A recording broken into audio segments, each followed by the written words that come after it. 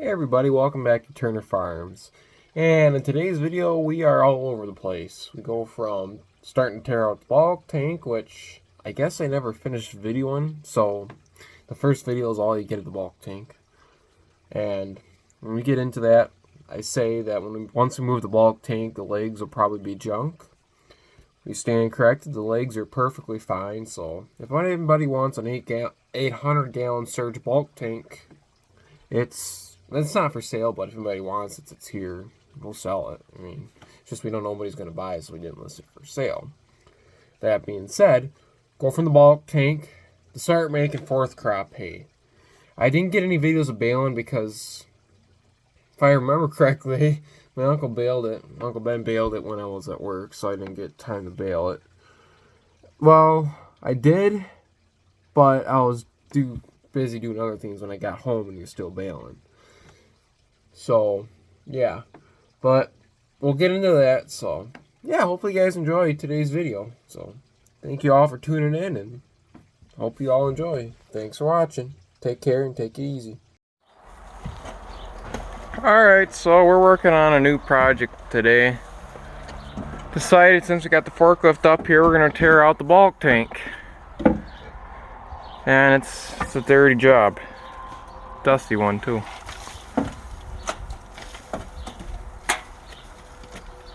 Very dusty.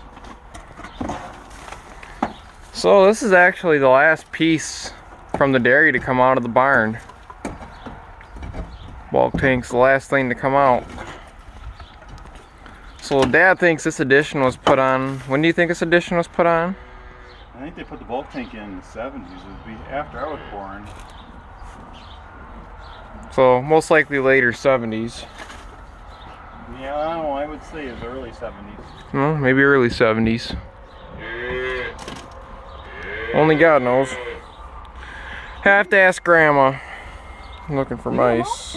No, he's just looking. But as you can tell, the mice have been rummaging around in there for probably the last 30 years. Or 40 or whatever, however long it's been in there, most likely. Decided to put their own insulation in there. So what we're going to do is we're going to tear this little wall out too. And we're just going to... We might have enough, well, there's not going to be enough, but might be able to reuse some of these barn boards. Most likely not. We'll just frame it up 2x4s and probably put some plywood over it. Maybe a window in it too. If we got a window sitting around here. But yeah, the bulk tank's going out. No one wants it as far as I know. Yet. Only the guys that have maple syrup in the spring, they're looking for them. Yeah. Other than that, that's about it. Not much uses for them no more. There's not many small dairies around. Not for this old tank. Not for this old tank. I think it's an 800 gallon tank or something. Yeah, and the legs might fall off it for all we know. Right.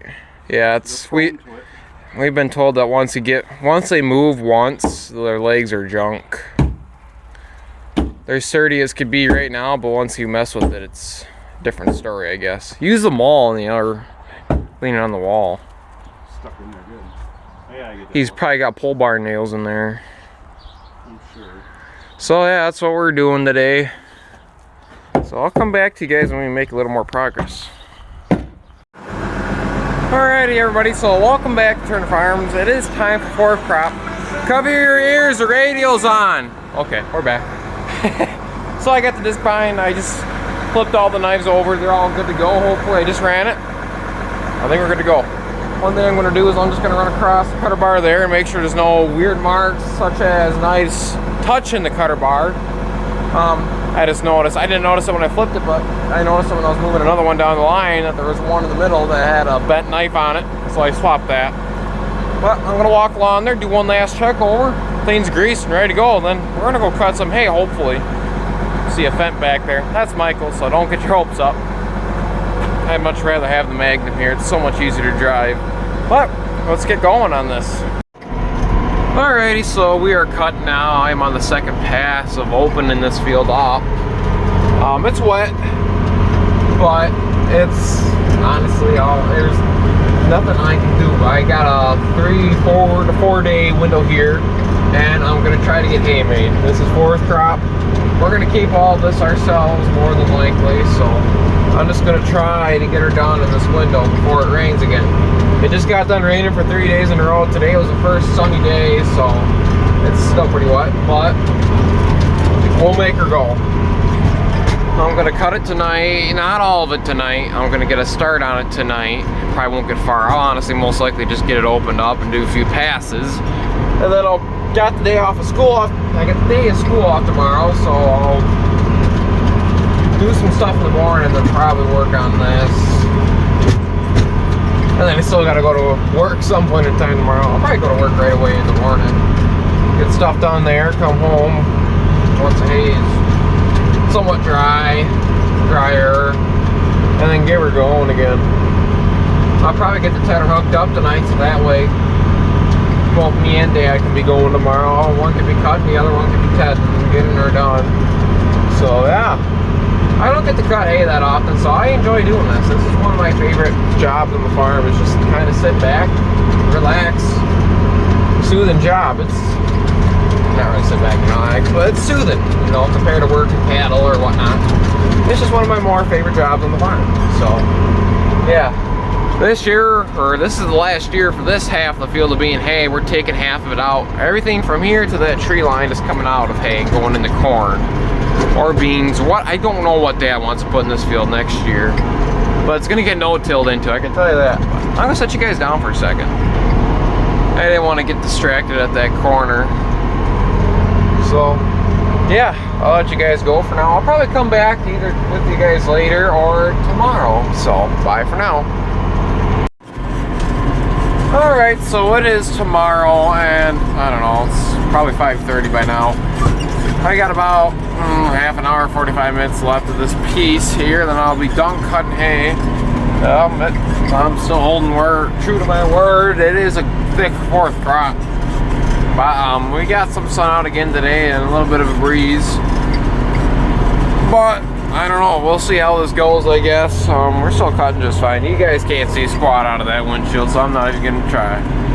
But I don't know if I'm gonna start 10 today. I might let it sit a day. I don't know. Because I want this ground to dry out. There's no point in spreading it out, spreading the hay out if the ground's wet, because then the hay just won't dry. So I don't know. We'll see what the beginning of the field looks like where I started off today. So put you guys down for a second. Okay, now we're going back the other way. I flipped around here. Yeah. Oh, so far, it could be doing better. I'm kind of actually honestly disappointed in how the knives are doing, because it's missing quite a bit. But then again, you know, it's got a lot to pick up, so I gotta give it a break. But, you know, with it being, I guess, new edge, I guess, because I flipped the knives over on the new side. So it should be cutting like new knives, but I don't know, I guess it's not doing a bad job, but it could be doing better. But I'm happy. I'm also really happy with the fourth crop, so yeah, that's all I got to say now. My phone's gonna die and I don't have a charging cord in here for whatever reason, so you guys are just gonna have to deal with this for fourth crop, for cutting hay, I guess. Alright, so this video is gonna be a little bit on the wobbly side because I am in a really rough hay field. Those worked crossways instead of straight up and down. But anywho, I am currently flipping over hay that I raked yesterday in hopes that it wasn't going to be a pop-up shower overnight, but unfortunately there was. So I cut this hay on Tuesday. Tuesday would have been the 14th, I think. No, 13th. Tuesday the 13th of September. I started the headlands that night, and then I cut the rest the next day after I got done with work. I didn't have school that day because we get some Wednesdays off, so I did a half day at work, and I came home and cut hay. Started tedding the headlands that night. After I got the headlands done, I called it a night, and then the next day me and Dad finished tedding. And then I let it sit all day Friday, and there's supposed to be a big rainstorm coming Saturday, which was yesterday, and there wasn't a rainstorm yesterday, so I raked all this into rolls. I'm gonna turn around quick. So I raked all this together. It's Because I figured I'd rather have it in a windrow if it gets rained on, rather than it laying out flat in the ground. Because I don't know, it just seems like it would dry out a lot better if it's in a windrow. Because I can just flip it over, which is what I'm doing right now. So I think we got 2 tents last night. There was a pop-up shower, a couple strikes of thunder. That wasn't nothing, but it was enough to make it so I have to flip over the hay so it can dry a little faster. And the rest of this week was all supposed to be sunny and clear, but now there's a chance of rain every day. So yeah, I'm hoping let this stuff sit the rest of the day and hope there's not another pop-up shower. And then maybe, hopefully tomorrow it'll go finally. And you can see my Uncle Ben, he tried last night, but it was still in the mid-20s, high 20s, percent-wise. We are putting the inoculant additive stuff on, but it's still a little wet, so that's where we're at here with this hay. So, you like my nice dead bird there in the hood? Yeah, I haven't got time to take that off yet, but I got the 886 on here with the New Holland Procart 1225 or 26, I don't remember. It's a 12-wheel rake though. It's a really nice rake. We bought it a couple years ago. Actually, from my work. I didn't work for them back then, but it's a high-speed rake, so I'm going at high speed. It works better at higher speeds as long as you can handle it. But yeah, I got all that done. I got to do the headlands yet. Obviously, I save the headlands for last because you got to run it over anyway, and sometimes you mess it up. So I just wait until I'm done, then I'll do the headlands. So yeah, that's where we're at with this. So there's 65 acres in this big piece, and there's a 3 acre parcel over yonder there, and that's all of our hay ground. So yeah, that's what we're up to today. A little humid outside if you can't tell. So yeah, having fun. All right, so it is Monday, September, I don't know, I think it's the 19th today, but we are moving bales tonight. I got my buddy Ronnie running the tractor right there, the 560 806. Ben's running the Kubota, of course, and I'm in the New Holland unloading him. So, I don't know how many bales I got off this field. I didn't ask Ben. Ben baled it today. He took the day off of work to bale it. So I don't remember if I filmed yesterday, but I had to flip it again yesterday after I raked it Saturday because it unfortunately rained overnight. Only 2 tenths, but it's enough. So. Only reason I'm not going out over there into that field to get another bale is because they're too close. By the time I get out to the bale, they'll be coming back. So I'll just wait because they got to go out there a little bit more yet. But I got like 3 bales to grab in this area here, and then I'll let them get the rest. I probably won't get all 3 by the time we're done, but yeah. I'm assuming we're probably got like 40, maybe 50 bales off of this, but it was 4th crop, and these bales are freaking heavy. They're 5x5s, and they probably weigh 1,700 pounds. This poor New Holland can barely lift it. New Holland LX 665 turbo. I don't know what the lift capacity is on this thing, but it's quite a bit. So, yeah, I had the 400 on the bale mover, but that thing's just, these bales are just too heavy. And that 560 has better lights. When my buddy Ronnie was coming back, you could just see when he had his lights on, you could just see a cloud of blow by. So I put the 560 806 on there. He hasn't driven that one yet, so we'll see how he likes it. It's 560 with a DT361 engine block in it, so it's a little unique. So I guess I'll get out and show you the bales. So obviously we're putting the bales here right next to my house. Well, our house, I guess. It's not mine, it's my parents. But we're putting them in here. I left a little gap there so that way if snow gets on there, the snow doesn't sit on there, it kind of fall down. So the last of the corn stover stock bales were sitting here. I moved them. So this is all new.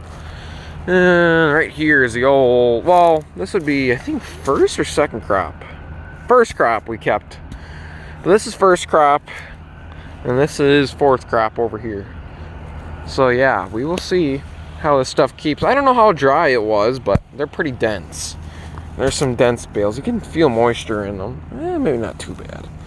Yeah, they're heating up a little bit. So they got some moisture to them yet. They probably could have waited another day, but of course there's rain in the forecast again for tomorrow, so I'll have to grab the moisture tester. But we'll see how they go. Usually they're bailed pretty wet anyway. You can hear Ronnie just a giving her. I don't think he's ever driven a tractor with so much power. Anywho, yeah. So obviously there's a New Holland. It needs some work done to it, which I've known it does need. It needs a new hydraulic line. It's got one of the drive lines leaks. It's got a little splice in it, but I haven't had time to take it off and get it to town. So it's not a bad one. It's right underneath the foot cover here. It's probably only 3 feet long. No, not even. Probably only a foot and a half. So we'll get back at her.